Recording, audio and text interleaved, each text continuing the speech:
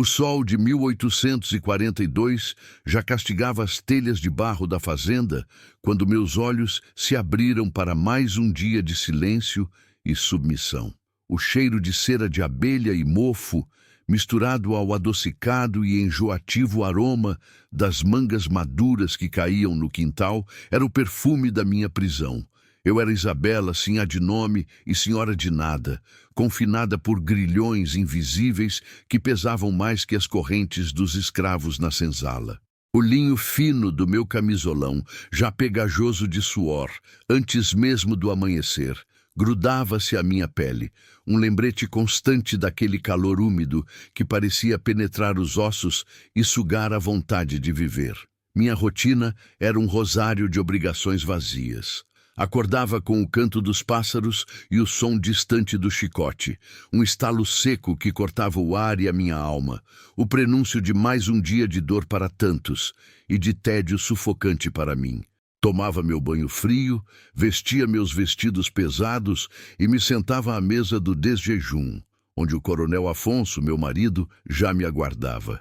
Ele era um homem grande, de rosto avermelhado e olhos pequenos e duros, que raramente encontravam os meus. Seu silêncio na mesa era mais ensurdecedor que qualquer grito, repleto de cobranças não ditas, de expectativas que eu nunca conseguiria satisfazer.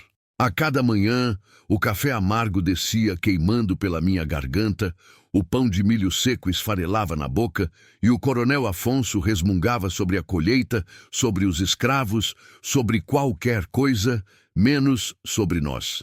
Eu era apenas mais uma peça na sua vasta propriedade, uma extensão de seu poder, uma ferramenta para a perpetuação de seu nome. Depois do desjejum, vinha a supervisão das mucamas na cozinha, a costura de panos de prato, a leitura de livros religiosos que não me traziam consolo algum.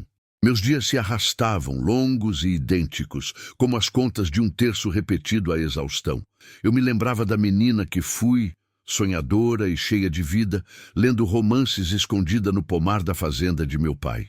Sonhava com um amor que me arrebatasse, com uma vida cheia de aventuras, não com esta existência estéril e amarga. Mas a realidade era dura como a madeira do assoalho, e meus sonhos haviam murchado como flores esquecidas sob o sol inclemente. A grande sombra sobre minha vida, a que me consumia dia após dia, era a ausência de um herdeiro. Coronel Afonso queria um filho, um menino, para continuar seu legado, para herdar suas terras e seu nome. Seus olhos, antes apenas distantes, agora carregavam uma fúria contida cada vez que eu me aproximava dele, cada vez que a lua nova trazia consigo a confirmação de que eu não havia concebido. Ele me culpava, claro. Eu era a falha, a terra árida que não produzia frutos. Seus toques, antes esporádicos e desinteressados, tornaram-se mais rudes, mais agressivos, como se pudesse forçar a vida a brotar de mim através da violência. As noites em nosso quarto eram um tormento. Seu hálito pesado de cachaça e charuto me envolvia. Seus dedos grossos apertavam minha pele e eu me entregava àquela união sem alma, fechando os olhos e contando as estrelas invisíveis através do telhado, desejando que a manhã chegasse logo para me libertar daquele corpo estranho sobre o meu. A tensão na fazenda era palpável, como o ar antes de uma tempestade. Os escravos andavam com os olhos no chão, os feitores redobravam a vigilância e o coronel Afonso passava seus dias no escritório, batendo punho na mesa, os gritos ecoando pelos corredores. Certa tarde, depois de um almoço particularmente silencioso, ele me chamou. Minhas pernas tremeram ao subir os degraus que levavam ao seu escritório. O cheiro de tabaco e rum era denso, quase sufocante. A madeira escura da sala parecia absorver toda a luz, e a atmosfera era pesada como chumbo. Ele estava sentado à sua grande escrivaninha, as mãos postas sobre um mapa da fazenda, seus olhos fixos em mim com uma intensidade que eu nunca havia visto antes. Uma chama fria e calculista. Isabela, ele começou, sua voz baixa, mas carregada de uma autoridade inquestionável. Estou cansado de sua esterilidade, de sua incapacidade de me dar o que é meu por direito. Cansado de esperar por um herdeiro que não vem. Meu coração batia descompassado, um tambor frenético em meu peito. Eu queria argumentar, gritar que a culpa não era só minha, que talvez ele também tivesse sua parcela, mas as palavras morreram em minha garganta. Eu era uma mulher, e em sua visão, meu valor se resumia à minha capacidade de gerar. Ele se levantou, contornou a mesa e parou diante de mim, sua sombra me cobrindo por completo. O hálito quente e azedo de rum atingiu meu rosto. Mas eu encontrei uma solução, Isabela.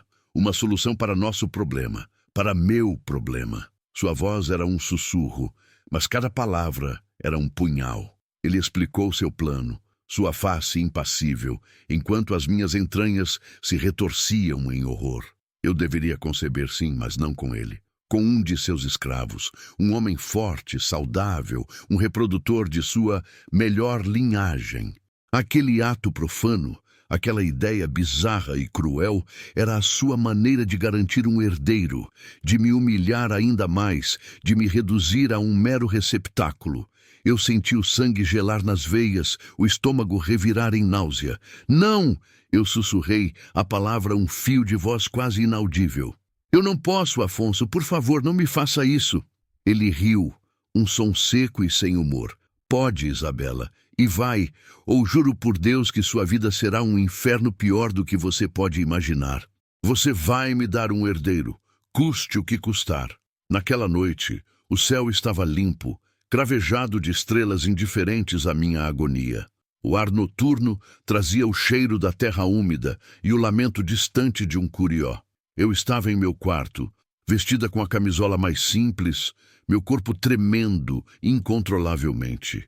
A luz bruxuleante da lamparina lançava sombras dançantes nas paredes, transformando objetos familiares em monstros. Eu sentia cada batida do meu coração, cada gota de suor escorrendo pela minha têmpora. Um nó apertava minha garganta e as lágrimas escorriam em silêncio, quentes e amargas. Minha mente era um redemoinho de medo, vergonha e repulsa. De repente, a porta rangeu. Não foi o coronel Afonso. Era uma das mucamas mais velhas, Maria, com os olhos baixos, a face marcada pela resignação. Atrás dela, parado à entrada, estava Zumbi. Eu o conhecia de vista, um dos escravos mais altos e fortes da fazenda, de pele escura como a noite e músculos que se moviam sob a camisa rústica. Seus olhos, contudo, não eram duros como os do coronel. Havia neles uma tristeza profunda, um medo contido, um reflexo do meu próprio terror. Ele não me olhava diretamente, mas para o chão, seus ombros largos, curvados, sob o peso de uma humilhação que compartilhávamos, ainda que por razões diferentes. Maria acendeu mais algumas lamparinas, preenchendo o quarto com uma luz mais forte, mais cruel. Ela me ajudou a deitar na cama, seus toques gentis, quase um pedido de desculpas silencioso. Eu estava paralisada, meu corpo uma casca vazia, minha mente flutuando para longe, buscando refúgio em qualquer lugar que não fosse ali. O cheiro de terra, de suor, de medo impregnava o ar. Zumbi se aproximou, seus passos pesados e hesitantes. Ele não era um agressor, eu sabia.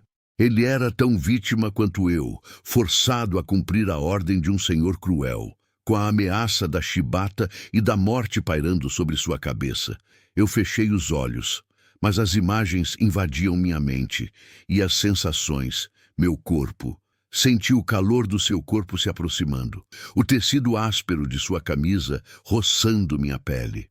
O toque de suas mãos, grandes e calosas, foi incerto no início, mas depois firmou-se, guiado por uma ordem que não podia ser desobedecida. Não havia desejo, nem paixão. Apenas a brutalidade de um ato imposto, a violação de minha vontade, a redução de minha existência a um propósito biológico. Seu hálito quente em meu pescoço, o pulsar forte de sua carne contra a minha, a penetração pulsante e dolorosa, que rasgava mais do que a carne, rasgava minha alma. Eu não via seu rosto, apenas sentia a força bruta, a dominação, o tremor de ambos os nossos corpos sob o peso daquele sacrifício profano. Cada movimento era um lembrete vívido da minha completa falta de controle, da crueldade sem limites do Coronel Afonso. Eu me agarrei à única coisa que me restava, a dissociação. Eu não estava ali. Meu corpo era um objeto, minha mente, uma sombra que observava de longe, testemunhando a profanação, mas recusando-se a participar. As lágrimas rolavam pelo meu rosto, molhando os lençóis de linho, mas eu não fazia um som. Era um grito mudo, um lamento silencioso que ecoava apenas dentro da minha cabeça.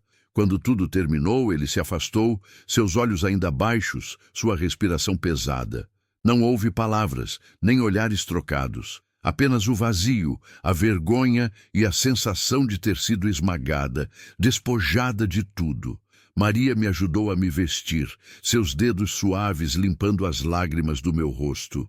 Eu me senti suja, violada, completamente despedaçada. Mas no fundo daquele abismo de dor, algo diferente começou a brotar. Uma faísca minúscula, quase imperceptível de pura indignação. Aquele ato que deveria me quebrar, na verdade, acendeu uma chama que eu não sabia possuir.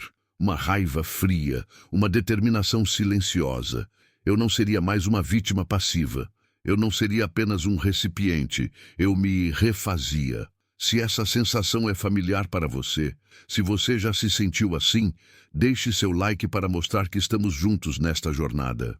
Naquela noite, enquanto eu tentava dormir, meu corpo dolorido e minha mente em turbilhão, eu senti um peso diferente dentro de mim.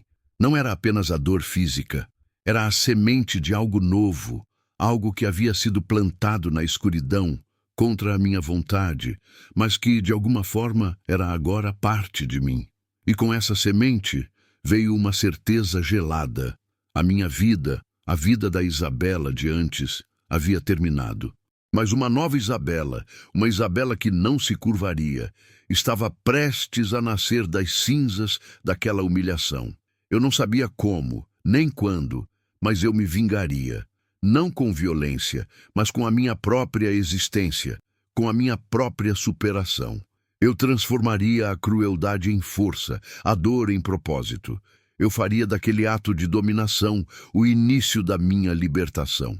Os dias que se seguiram àquela noite profana arrastaram-se como uma corrente de ferro enferrujada, cada hora pesando toneladas sobre minha alma e meu corpo. Eu me sentia como a terra pisoteada após uma tempestade violenta, machucada, enlameada, mas com a promessa silenciosa de que a vida ainda encontraria um caminho para brotar.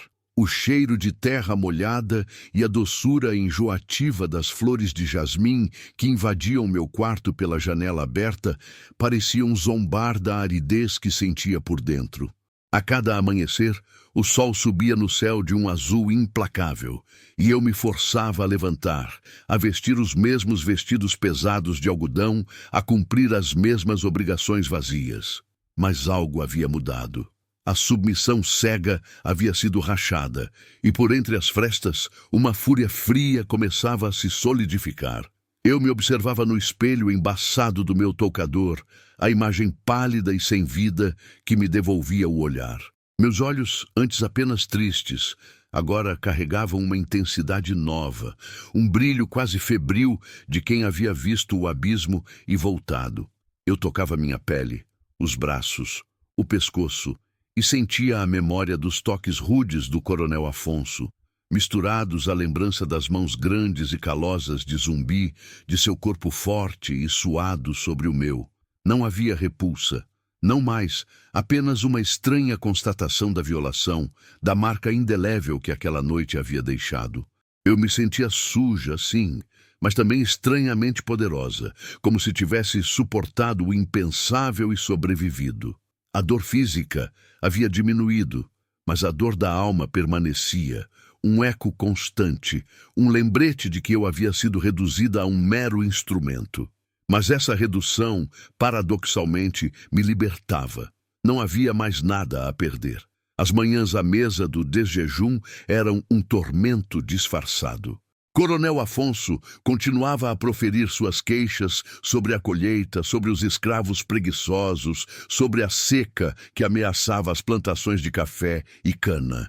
Seus olhos, pequenos e duros, lançavam-se sobre mim de vez em quando. Um escrutínio silencioso que buscava sinais de algo, de qualquer coisa. Eu sentia seu olhar como um peso físico, uma mão invisível me apertando a garganta.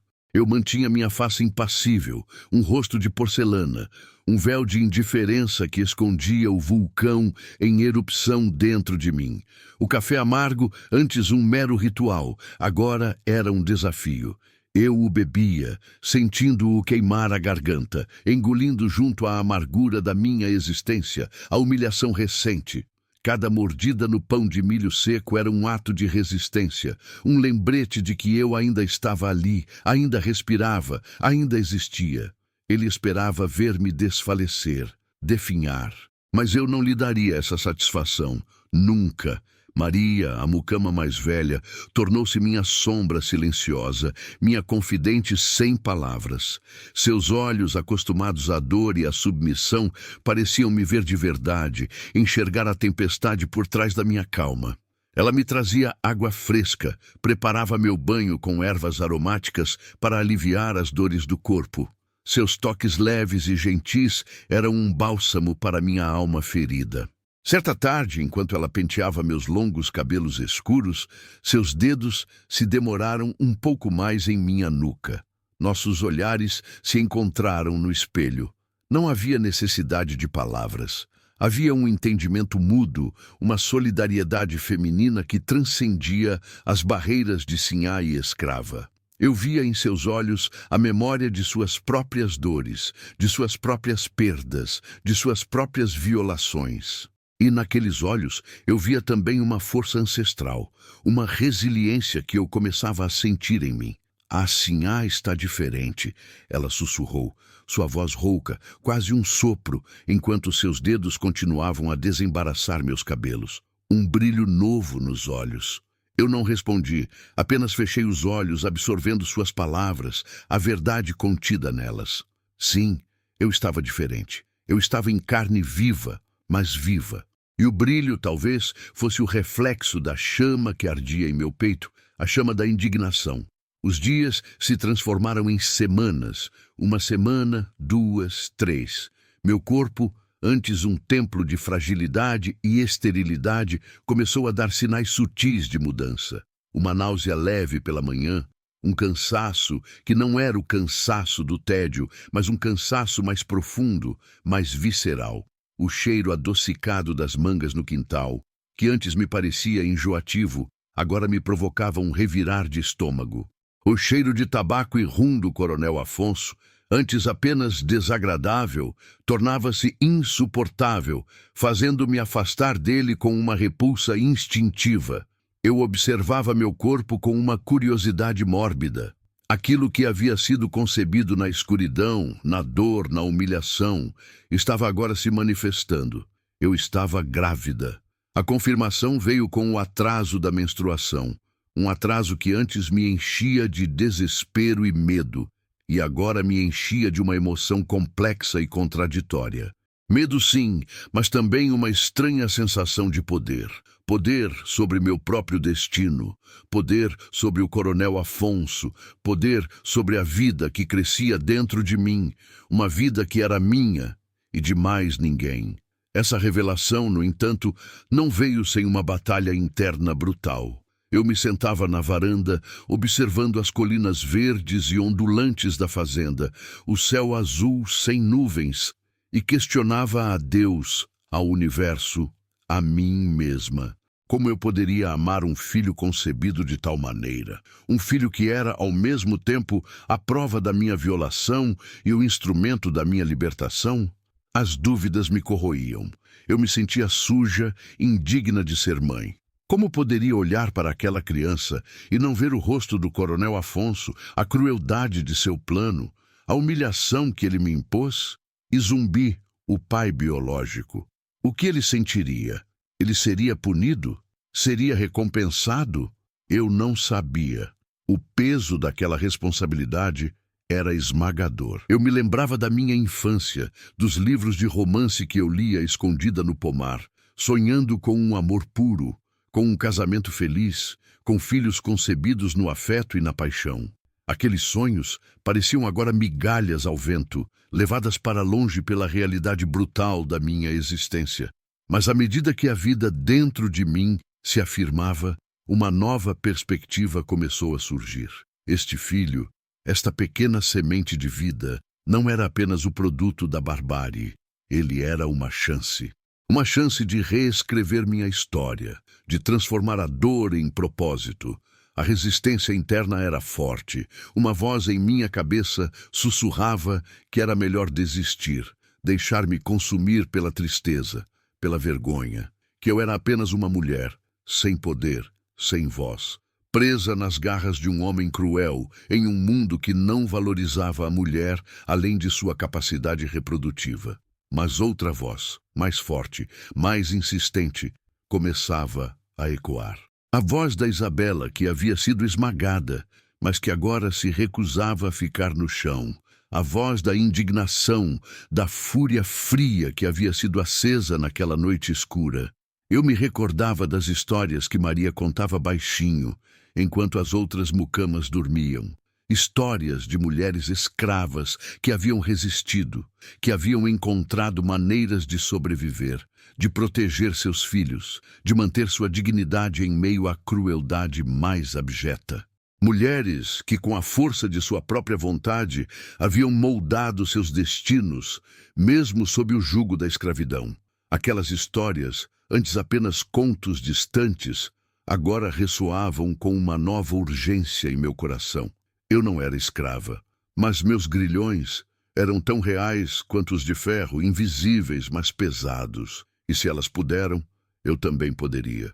O catalisador final veio em uma tarde sufocante de verão. Eu estava no jardim, tentando encontrar algum alívio do calor sob a sombra de uma mangueira antiga.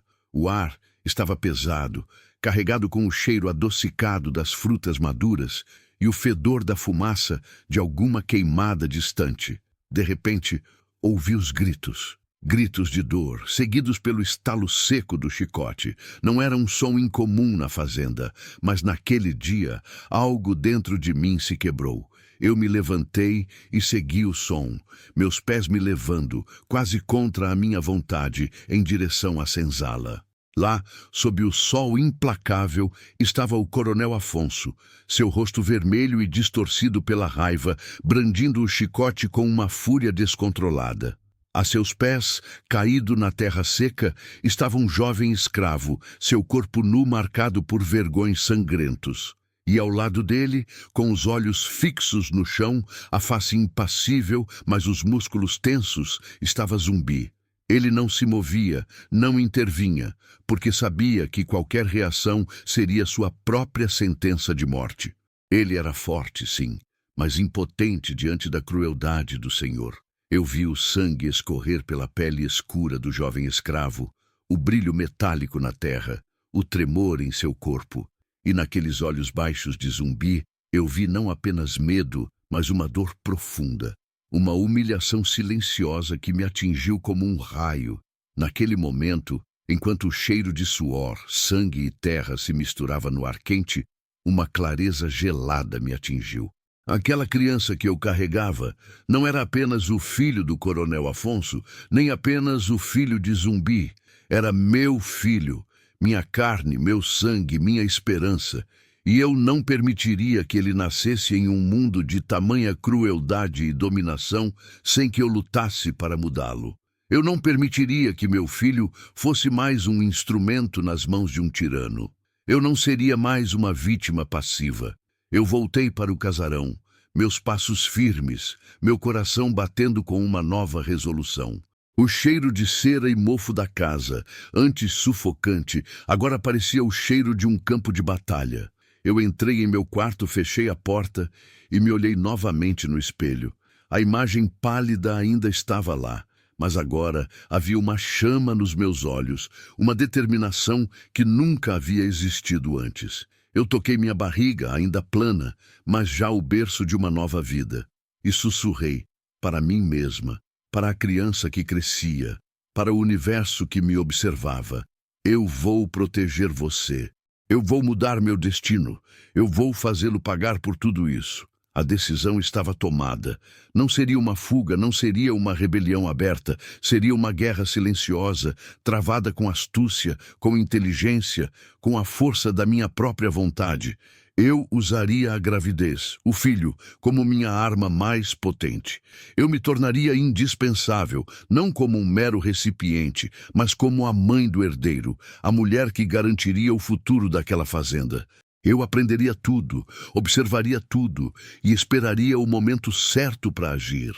Naquela noite, enquanto o céu noturno se cobria de estrelas indiferentes, eu me deitei na cama, mas o sono não veio. Minha mente fervilhava com planos, com estratégias. Eu me lembrava das palavras do coronel Afonso: "Você vai me dar um herdeiro, custe o que custar." Sim, eu lhe daria um herdeiro, mas o custo seria dele. O custo seria o seu poder, a sua dominação, a sua própria existência. Eu transformaria a sua crueldade em minha força, a sua humilhação em minha ascensão. Eu faria daquele ato profano o início da minha libertação e da superação que reescreveria não apenas meu destino, mas o destino de todos aqueles que eu pudesse alcançar com minha nova força. A velha Isabela havia morrido na noite da violação, e das cinzas nascia uma mulher nova, impiedosa em sua determinação, ardente em sua vontade de viver e de lutar. O gosto metálico da determinação estava em minha boca, mais forte que qualquer amargura. O jogo havia começado e eu estava pronta para jogá-lo. Os dias se desdobraram em uma tapeçaria de cores e sensações que eu nunca antes havia notado, ou talvez nunca antes havia permitido-me sentir. O mundo da fazenda, antes uma prisão monótona, agora se revelava como um campo de batalha complexo, cheio de armadilhas e oportunidades. O cheiro de terra molhada após as chuvas de verão, misturado ao aroma pungente do café torrado nas senzalas e ao adocicado e quase asfixiante perfume das flores de laranjeira, era o meu novo mapa olfativo. Cada fragrância, um lembrete vívido da vida que fervilhava ao meu redor e da que crescia dentro de mim.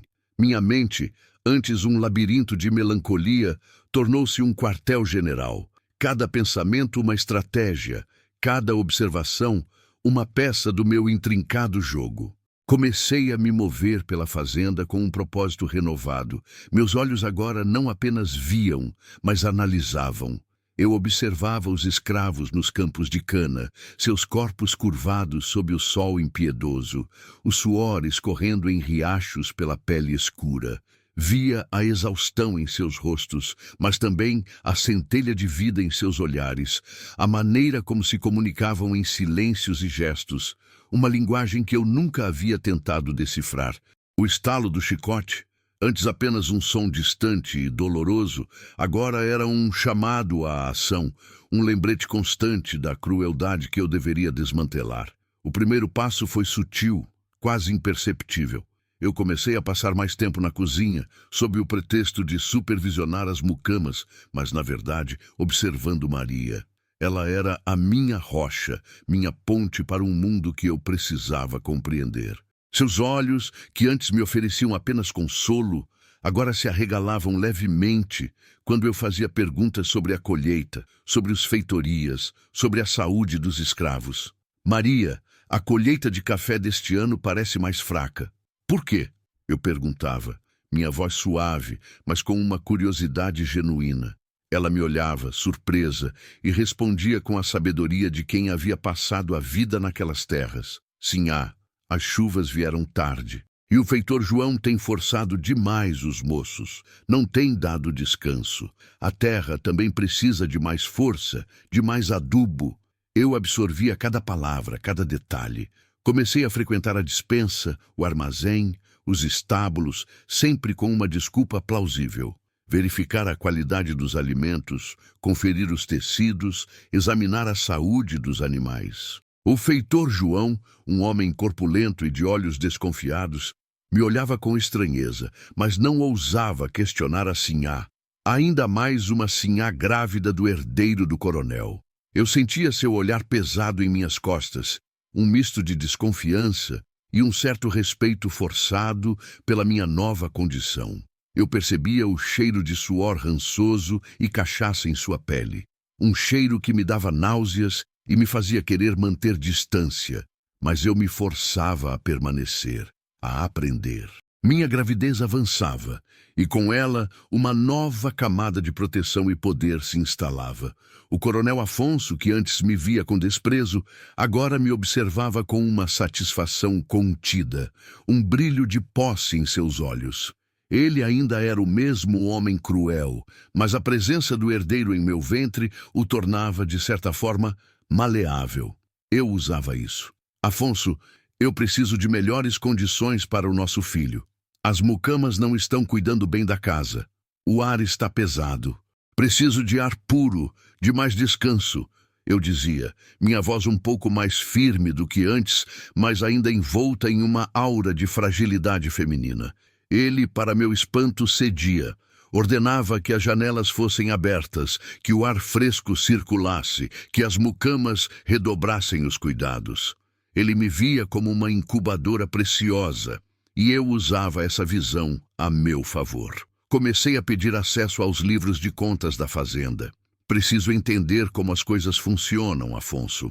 Para quando o nosso filho crescer, ele tenha uma mãe capaz de ajudá-lo a gerir tudo isso, eu argumentava, apelando para seu orgulho e sua visão de futuro. Ele hesitou, seus olhos pequenos me perscrutando.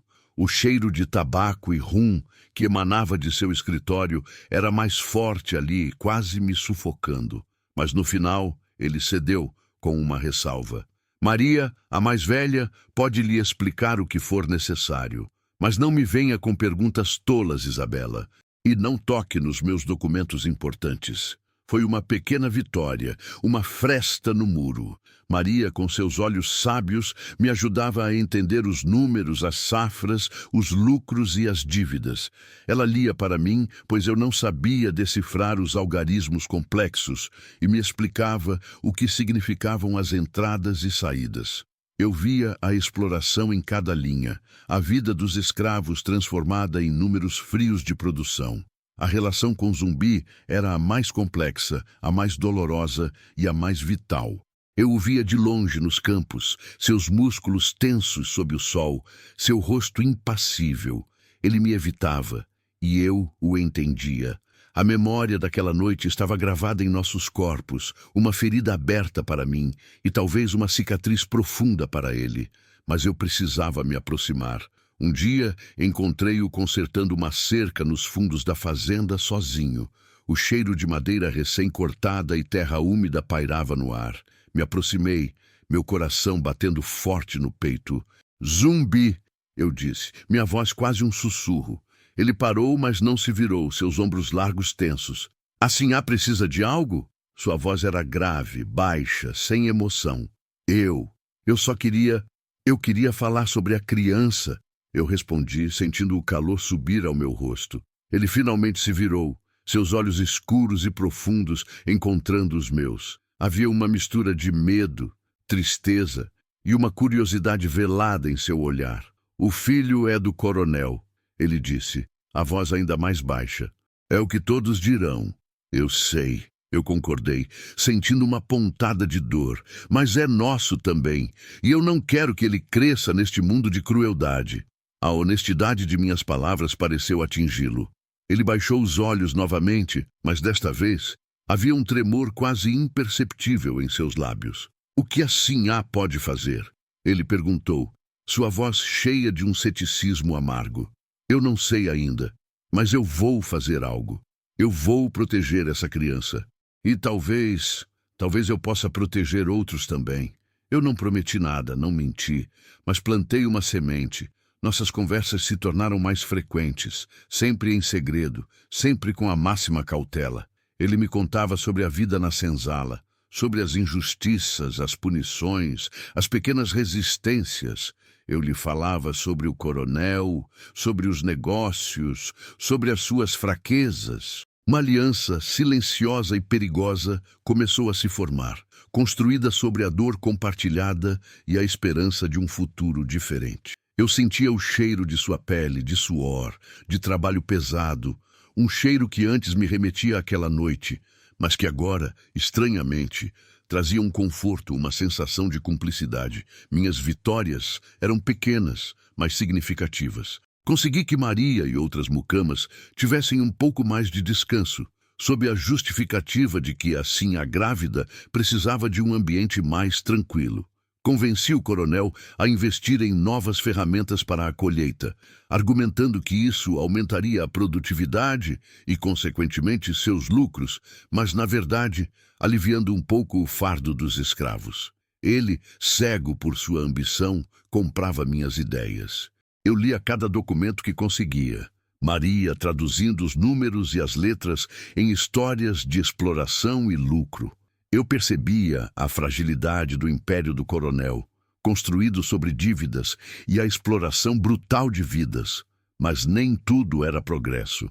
A noite escura da alma veio, inevitável e avassaladora. Eu estava no 6º mês de gravidez. Minha barriga já era proeminente e os movimentos do bebê dentro de mim eram constantes. Um lembrete vívido da vida que eu carregava. O coronel Afonso havia convidado um grupo de fazendeiros vizinhos para um jantar.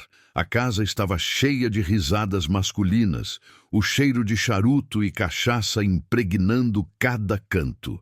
Durante o jantar, um dos fazendeiros, um homem corpulento de bigodes fartos, começou a se vangloriar de como havia domado uma de suas escravas rebeldes. Ele descreveu os detalhes com um sorriso cruel, a maneira como a chicoteou, como a amarrou e a forçou a se submeter, a penetração pulsante e dolorosa que a fez gritar até que sua voz se esgotasse. Eu sentia o gosto metálico do meu próprio sangue na boca, como se as palavras dele fossem lâminas me cortando por dentro. Minha respiração ficou presa na garganta. Eu olhei para o coronel Afonso, que ria junto com os outros, seus olhos pequenos brilhando com aprovação. Naquele momento, enquanto o som da risada deles ecoava na sala e o cheiro de gordura e vinho me dava náuseas, eu senti um desespero profundo, uma onda de repulsa que ameaçava me afogar. Tudo o que eu estava fazendo, tudo o que eu estava planejando, parecia inútil. Eu era apenas uma mulher em um mundo de homens cruéis, um objeto, uma propriedade. Como poderia eu, sozinha, mudar algo? A voz do fazendeiro continuou, descrevendo a submissão final da escrava, a maneira como ela se quebrou. Eu senti meu corpo tremer, uma dor aguda no baixo ventre. Levantei-me abruptamente, minha cadeira arrastando-se no chão, um som estridente que fez todos os olhares se voltarem para mim. Com licença, eu murmurei, minha voz um fio, e corri para meu quarto. Tranquei a porta e desabei no chão, as lágrimas escorrendo pelo meu rosto em rios incontroláveis. A dor no meu ventre se intensificava, um pânico gelado se apoderando de mim. Eu estava perdendo o bebê? Eu estava falhando? Tudo parecia desmoronar. Eu me sentia suja, fraca, completamente desamparada. A imagem de Zumbi de seus olhos tristes, daquela noite profana, misturava-se com a imagem da escrava chicoteada, da crueldade sem limites. Eu era igual a ela, uma vítima presa em uma teia de violência e dominação. Eu me odiava, odiava o coronel, odiava o mundo. Eu gritei, um grito abafado no travesseiro, um lamento que ninguém ouviria, um desabafo de toda a dor e o medo que eu havia guardado. Não, não posso mais! Eu sussurrei entre soluços, meu corpo convulsionando. Maria, que sempre parecia sentir quando eu precisava dela, bateu à porta. Sinhá, Isabela, está tudo bem? Eu ouvi um barulho. Sua voz era suave, preocupada. Eu não respondi. Ela bateu novamente mais forte. Sinhá, por favor, abra a porta. O cheiro de tabaco e comida do jantar ainda pairava no ar, me nauseando. Eu me arrastei até a porta e a abri, meu rosto inchado, meus olhos vermelhos. Maria entrou, seu olhar varrendo meu corpo, seu rosto se contorcendo em preocupação ao ver minha barriga. O que houve, Sinhá? Eu não conseguia falar, apenas apontei para meu ventre, a dor ainda presente, mas agora misturada ao medo de perder a única coisa que me dava propósito. Maria me ajudou a deitar na cama, seus dedos fortes e gentis apalpando minha barriga. Ela chamou uma das mucamas mais jovens para trazer um chá de ervas calmantes. Enquanto eu bebia o chá amargo, Maria sentou-se ao meu lado, pegou minhas mãos e as segurou firmemente. Seus olhos, cheios de uma sabedoria ancestral, me fitaram. A Sinhá não está sozinha, ela disse, sua voz rouca, quase um murmúrio. A dor que a Sinhá sente, muitas de nós sentimos. Mas a vida sempre encontra um jeito de brotar, mesmo na terra mais seca. E a Sinhá carrega a vida, Sinhá. A Sinhá carrega a esperança. Suas palavras simples e diretas foram um bálsamo. Eu senti o calor de suas mãos, a força em seu olhar. Ela me contou histórias de outras mulheres, escravas, que haviam perdido filhos, que haviam sofrido as maiores violências, mas que haviam encontrado a força para continuar, para lutar por um futuro, por seus outros filhos, por sua dignidade. Ela falou de mães que, mesmo sob o jugo da escravidão, haviam criado filhos com amor, com resiliência, transmitindo-lhes a chama da esperança e da rebelião. O cheiro de ervas do chá, antes apenas amargo, agora me trazia uma sensação de cura. A dor física em meu ventre diminuiu, mas a dor na alma permaneceu, porém, transformada. Não era mais um desespero paralisante, mas uma raiva fria, uma determinação inabalável. Eu olhei para Maria, para o rosto marcado pela vida, mas com uma força que transcendia qualquer sofrimento. Eu não estava sozinha. Eu tinha Maria. Eu tinha Zumbi, de uma forma estranha e dolorosa, e eu tinha a vida que crescia dentro de mim. Naquela noite, enquanto as estrelas indiferentes brilhavam no céu escuro e o cheiro de terra úmida entrava pela janela, eu tomei uma decisão. Eu não seria mais a vítima. Eu não me permitiria ser quebrada. A dor daquela noite escura da alma, a humilhação das palavras do fazendeiro, a lembrança da violência contra a escrava, tudo isso não me faria desistir. Pelo contrário, alimentaria minha chama. Eu me levantaria e eu lutaria. Por mim, pelo meu filho e por todos aqueles que não tinham voz. Eu não tinha mais medo do coronel Afonso, nem de seus amigos cruéis. O medo havia sido substituído por uma fúria silenciosa, uma sede de justiça que queimava em minhas veias.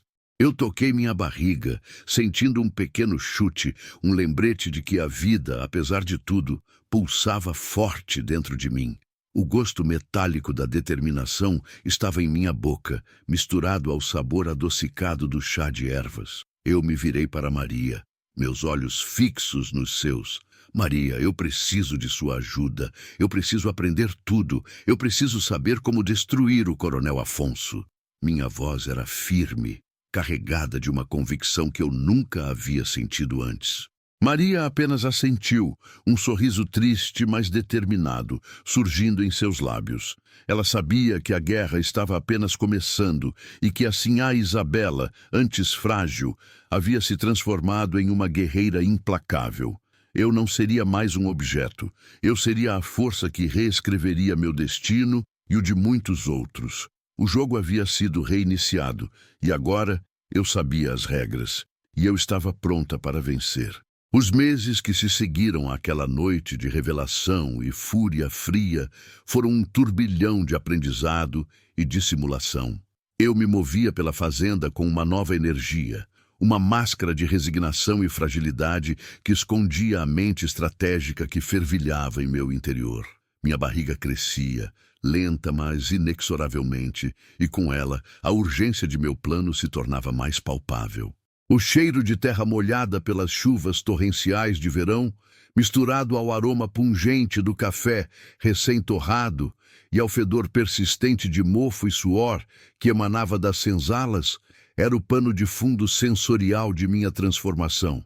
Cada cheiro, cada som, cada textura era uma peça no quebra-cabeça que eu montava. Maria, tornou-se minha sombra, meu braço direito, meus olhos e ouvidos no mundo que o coronel Afonso me negava. À noite, quando a casa se aquietava e apenas o canto dos grilos e o coachar dos sapos quebravam o silêncio, nós nos encontrávamos na cozinha à luz bruxuleante de uma lamparina. O cheiro de pão de milho assando misturava-se ao aroma de ervas que Maria usava para seus chás. Ela me ensinava a ler as contas da fazenda, explicando os intrincados detalhes dos livros de registro. Seus dedos calosos apontavam para os algarismos, seus lábios grossos murmuravam as palavras, e eu, com uma avidez que surpreendia a mim mesma, absorvia cada informação. Aprendi sobre as dívidas do coronel, as hipotecas sobre as terras, os preços de mercado do café e do açúcar, os custos exorbitantes dos feitores e da manutenção dos escravos. Descobri que o império de Afonso, tão imponente por fora, era na verdade um castelo de cartas, construído sobre areia movediça e exploração insustentável. "Ele gasta muito, sinhá", Maria sussurrava, seus olhos sábios fixos nos meus, com as festas, com as apostas, com as mulheres da cidade. E a terra? A terra está cansada de tanto dar sem receber. Os escravos também, sinhá. Forçados demais, comem pouco, doentes. A produção cai e ele culpa o sol, a chuva, o diabo, mas nunca a si mesmo. O gosto amargo do café que eu bebia nessas noites parecia espelhar a verdade nua e crua que Maria revelava. Minha relação com o zumbi também se aprofundou, embora mantida em segredo absoluto. Eu o encontrava em locais isolados, sob a sombra de mangueiras antigas ou perto do riacho, onde o som da água corrente abafava nossas vozes. O cheiro de sua pele, de suor e terra, que antes me trazia a memória crua daquela noite de violação, agora evocava uma estranha sensação de cumplicidade e respeito. Ele me olhava com uma mistura de apreensão e uma curiosidade silenciosa.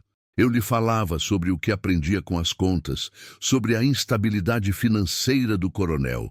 Ele, por sua vez, me informava sobre o humor dos escravos, sobre a crescente revolta silenciosa, sobre as pequenas sabotagens que já ocorriam nos campos. "A sinhá é diferente", ele me disse uma tarde, enquanto observávamos o sol se pôr, pintando o céu de tons alaranjados e roxos. O ar estava quente e úmido, e o canto melancólico de uma juriti ecoava.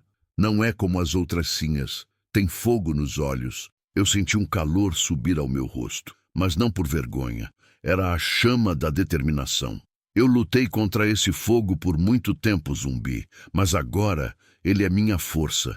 Eu não permitirei que meu filho nasça para viver sob o jugo da crueldade." Seus olhos encontraram os meus, e por um breve instante vi neles não apenas a dor de seu povo, mas uma faísca de esperança, uma promessa silenciosa de apoio. A gravidez avançava para o 7º, 8º mês. Meu corpo, antes um estranho para mim, tornava-se um templo de vida, e a cada chute do bebê, uma onda de amor protetor me invadia. O coronel Afonso, cego por sua arrogância e pela promessa de um herdeiro, tornava-se cada vez mais fácil de manipular.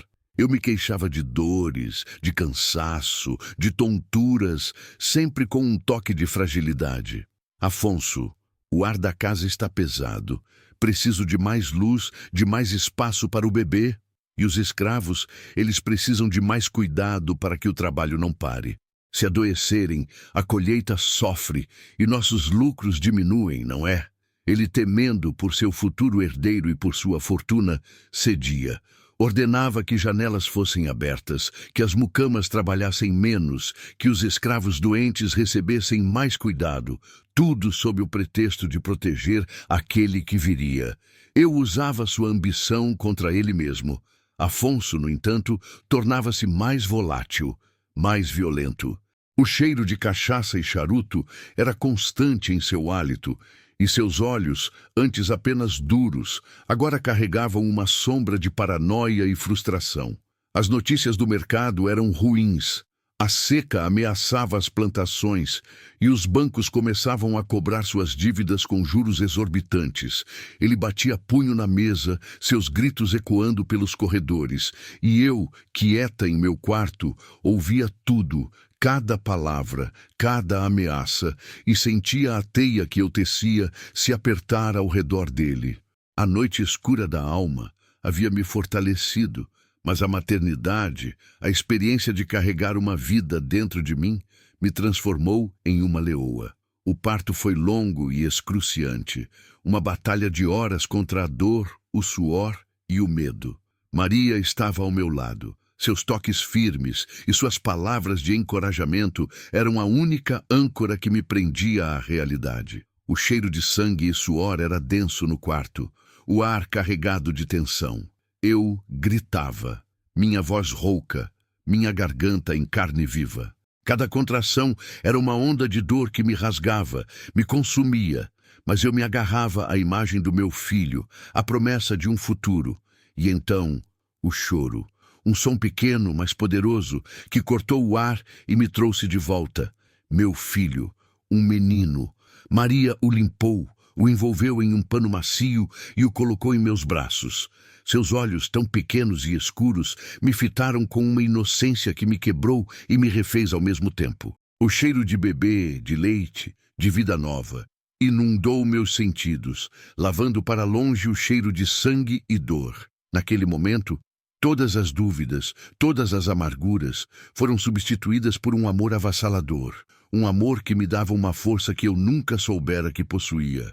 Ele era meu e eu o protegeria, custe o que custar. Coronel Afonso veio vê-lo, seu rosto avermelhado, os olhos brilhando com um orgulho possessivo. Um menino, um herdeiro forte, ele bradou, erguendo o bebê em seus braços, sem notar a repulsa sutil em meu olhar. Ele não sabia, não podia saber, que aquele pequeno ser era a arma mais potente em minhas mãos. Ele via um continuador de seu nome. Eu via o fim de sua dominação. Os meses seguintes foram de intensa preparação. Enquanto eu me recuperava do parto, eu continuava a aprofundar meu conhecimento sobre as finanças da fazenda. Maria me trazia mais e mais documentos, e eu, agora com um filho para proteger e um futuro para construir, analisava cada detalhe. Descobri que Afonso havia desviado grandes somas de dinheiro para jogos e amantes na cidade e que a fazenda estava à beira da falência, mantida apenas por empréstimos de agiotas e a brutal exploração dos escravos. O cheiro de leite materno misturava-se ao cheiro de papel velho e tinta, o som do choro do bebê ao farfalhar dos documentos. Zumbi, que agora tinha permissão para se aproximar da casa sob o pretexto de pequenos reparos, passava mais tempo perto de mim e do bebê. Ele olhava para a criança com uma ternura contida, um brilho nos olhos que me dizia que ele também sentia um amor, um elo. Eu o via observar meu filho e sabia que uma parte dele se via ali, uma parte que havia sido roubada, mas que agora, de alguma forma, era reivindicada. Ele me contava sobre a crescente insatisfação dos escravos, a fome, os castigos cada vez mais severos. Eles estão no limite, sinhá. Um empurrãozinho, e tudo pode explodir. Eu sabia que o momento se aproximava. O coronel Afonso estava em desespero. As dívidas se acumulavam, os credores batiam à porta, e as colheitas eram pífias. Ele passava os dias trancado em seu escritório, o cheiro de rum e tabaco se tornando ainda mais forte, seus gritos de raiva perfurando o ar. Sua face estava mais vermelha, seus olhos injetados de sangue. Ele parecia um animal encurralado, e eu, a caçadora paciente.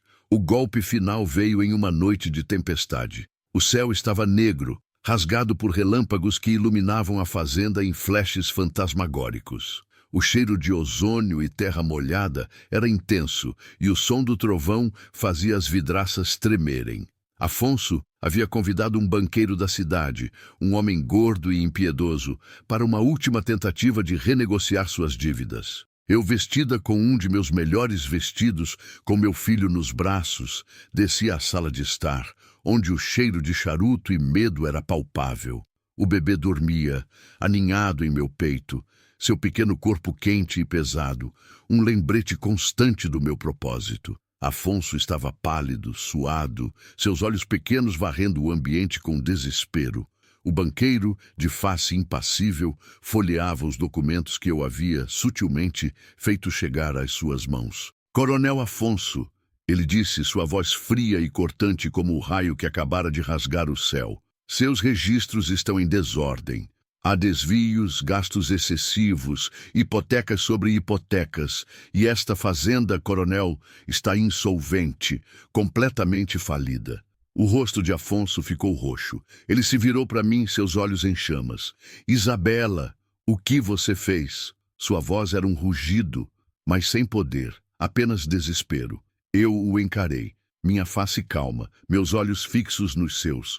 O cheiro de medo emanava dele, mais forte que o rum. Eu fiz o que era necessário, Afonso, para proteger meu filho, nosso filho. Ele tentou me alcançar, seus passos pesados e cambaleantes, o ódio distorcendo sua face. Sua vádia! Eu vou matar você e esse bastardo! Mas antes que ele pudesse dar mais um passo, Zumbi surgiu da escuridão do corredor, seus músculos tensos, seus olhos fixos em Afonso com uma determinação fria. Ele não disse uma palavra, apenas se postou entre mim e o coronel, um muro de carne e força. A simples presença de Zumbi, a ameaça silenciosa que ele representava, paralisou Afonso. O banqueiro, testemunha de tudo, apenas observava, seu semblante inalterado. Afonso caiu de joelhos, não por ferimento físico, mas pela ruína de seu próprio império, pela humilhação de ser exposto. Seu corpo tremia, o som de seus soluços abafado pelo rugido do trovão. Ele estava quebrado, completamente. Aquele ato profano que ele orquestrou para me dominar havia se tornado o seu próprio carrasco. Eu o observei sem piedade, sem remorso. A imagem de seus toques rudes, de suas palavras cruéis, de suas risadas com os amigos fazendeiros, tudo passou pela minha mente e eu sabia que não havia espaço para compaixão. Dias depois, o coronel Afonso foi levado, não preso, mas despojado de tudo. Seu nome manchado, sua fazenda, minha. Ele desapareceu na obscuridade da história, um homem quebrado, vítima de sua própria crueldade e da astúcia de uma mulher que ele subestimou. A fazenda estava em ruínas, endividada, mas livre. A nova realidade amanheceu como um novo sol. Eu era a nova senhora da fazenda. O cheiro de mofo e podridão que antes sufocava a casa começou a ser substituído pelo cheiro de limpeza, de renovação, de esperança. Minha primeira medida foi reunir os escravos. Eles me olhavam com apreensão, seus rostos marcados pela desconfiança de uma vida de sofrimento. Zumbi estava ao meu lado, sua presença silenciosa, mas poderosa. Esta fazenda é de vocês agora, não mais como escravos, mas como homens e mulheres livres. Eu declarei, minha voz firme, mas embargada pela emoção. O silêncio foi absoluto por um momento, seguido por um murmúrio de incredulidade. E então, gritos de alegria, lágrimas e um coro de vozes que me agradeciam. Eu estabeleceria novas regras, salários justos, condições de trabalho dignas, educação para as crianças e a promessa de que, juntos, reconstruiríamos aquela terra. Eu não podia mudar o mundo inteiro, mas podia mudar o meu pequeno pedaço dele. Maria, com seus olhos cheios de lágrimas de alegria, veio me abraçar, seus braços fortes e maternos me envolvendo. Assim a conseguiu. Assim é a nossa libertadora. Eu a olhei, sentindo o calor do seu corpo, o cheiro de terra e sabedoria que emanava dela. Nós conseguimos, Maria, juntas. Minha relação com Zumbi transformou-se em uma parceria de respeito e uma estranha forma de carinho. Não havia amor romântico, não como nos romances que eu lia na juventude, mas havia uma conexão mais profunda, forjada na dor e na luta. Ele era o pai de meu filho, o homem que havia compartilhado comigo a humilhação e a vitória. Ele se tornou o meu braço direito na gestão da fazenda, sua sabedoria sobre a terra e o trabalho sendo inestimável. Meu filho, nosso filho, crescia livre, aprendendo a ler e a escrever, correndo pelos campos que um dia foram de dor, mas que agora eram de esperança. Eu o ensinava sobre a justiça, sobre a compaixão, sobre a força de um espírito indomável. Eu me tornei uma mulher forte, uma líder, uma mãe. A fazenda prosperou sob minha gestão, não mais pela exploração, mas pelo trabalho justo e pela cooperação. As lembranças daquela noite profana nunca desapareceram completamente, mas elas não me assombravam mais. Elas eram as cicatrizes de uma batalha vencida, um lembrete do quanto eu havia mudado, do quanto eu havia superado. O gosto metálico da determinação havia se transformado no sabor doce e amargo da liberdade e da justiça. Minha história, a história de Isabela, a sinhá que foi compelida a conceber com um escravo, é a prova de que mesmo das mais profundas humilhações, da mais abjeta crueldade, pode brotar a chama indomável da superação. Ela é a prova de que a dor pode ser transformada em propósito, a fraqueza em força e a submissão em libertação. Não importa quão invisíveis sejam os grilhões que nos prendem, a vontade humana de reescrever o próprio destino é mais forte. A mudança dela é a prova de que é possível. Se você se sentiu inspirado pela jornada de Isabela, inscreva-se para mais histórias de transformação e superação. E comente abaixo qual é o primeiro passo que você vai dar hoje para reescrever o seu próprio destino.